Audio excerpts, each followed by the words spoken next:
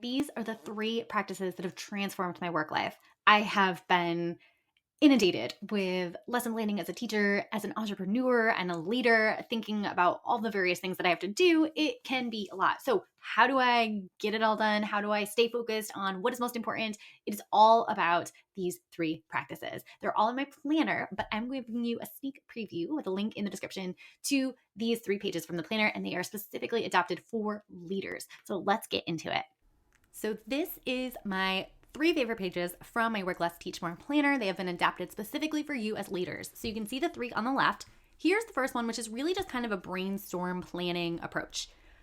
Each week, you're going to have a priority that you think is most important. So you're going to go ahead and share what that is.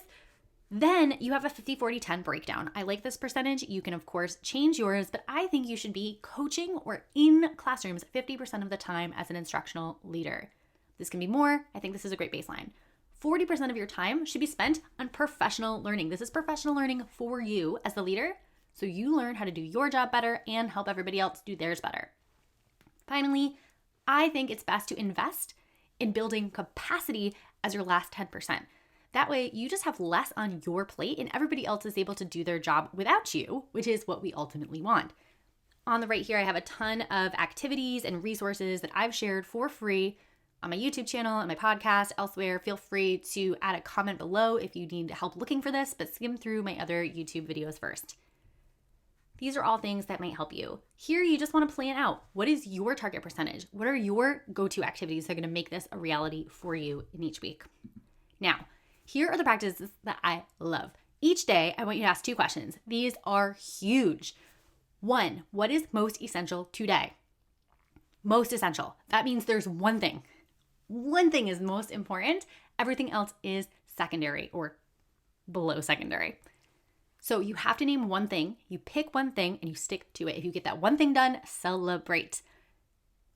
Next, at the end of each work day, or even at the end of the day before you go to bed, I want you to think about how you feel and write it down. That's it. Just one word. How do you feel at the end of the day? If you find yourself feeling exhausted or some other negative emotion every day, things should change. You want to still feel good. For example, at the end of your workday, before going home to your family, you want to bring that good stuff home, right? Your good, positive energy. Like, I had a great day. I can tell you about it. I'm also here and present. I'm not ready to go to sleep, which is often the case for me. So I need to change some things. But thinking about these 2 questions, what is most essential? Prioritizing only the most important. Let's focus on that, not 100 things on the to-do list. And at the end of the day, how do you feel? You want to feel good at the end of the day. And if not, that is an indicator that we need something to change. This is my other favorite practice. This is a planning inventory. I recommend you do it every week just to get a sense of how it's going. If you want to do kind of a check-in once a month or something and do a week there, that's fine. It's better than nothing. But I want you to think about how you spend your time. Actually write this stuff down. Track it for an entire week. Where does the time go? So on Monday, how many hours did you spend coaching and in class visits? How many hours did you spend on professional learning for yourself? Building PLC capacity? What about the other stuff?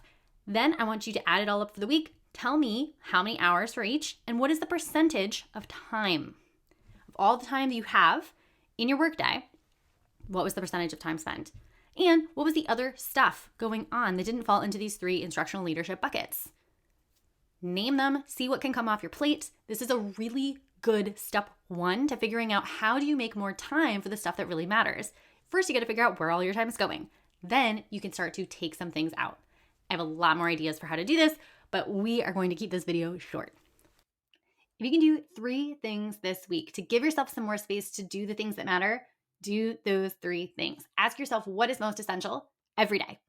Pick one, just one. And ask yourself how you feel at the end of the day. Take stock of your emotions. How is the day hitting you? How are you feeling at the end of it? Because you want to feel like this is a sustainable journey, not like you are ready to quit at the end of each day. Then I want you to take stock of how you're spending your time. Inventory your time. And the thing is, these practices work phenomenally for teachers too. In a year or series of years where we're having a huge teacher shortage and teachers are leaving the profession because they are exhausted and overwhelmed and all things, these 3 practices are huge. Your 50-40-10 breakdown is going to be a little bit different, and I can tell you what my favorite things are for teachers and how to break that down. But really, share these templates with them. That's the only thing that would change. They can do the same thing too. and let me know how it goes. Links in the description below. If you love this video, you're going to absolutely love my curriculum bootcamp. In just 2 days, we have a live experience that helps your department create feminist, anti-racist curricula that challenges, affirms, and inspires all students. We also have a self-paced course option for teachers or departments who want to go at this at their own pace. Check it out. I'll link to it in the notes below.